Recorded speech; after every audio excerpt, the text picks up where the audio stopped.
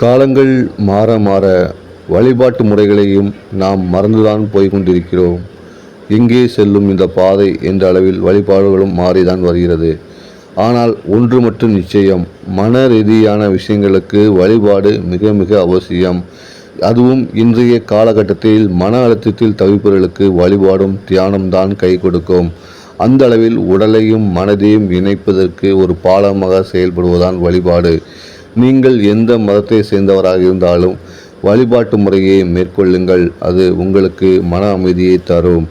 அந்த வகையில் இந்து சாஸ்திரப்படி, இந்து மதம் சொல்கிறபடி நீங்கள் இறை வழிபாட்டை தினமும் மேற்கொள்ளுங்கள்.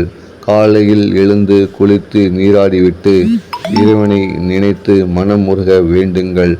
ஒரு 5 நிமிடம் முதல் 10 நிமிடங்கள் வரை இறைவனுக்காக ஒதுக்குங்கள்.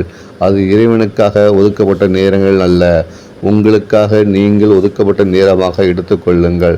இது தியானமாக எடுத்துக்கொண்டாலும் சரி, அல்லது இறை வழிபாடாக நீங்கள் எடுத்துக்கொண்டாலும் சரி, எந்த எண்ணத்தில் எடுத்துக்கொண்டாலும் சரி, அது உங்கள் உடலுக்கும் மனதிற்கும் ஆரோக்கியத்தை தரக்கூடியதாக தான் அமையும்.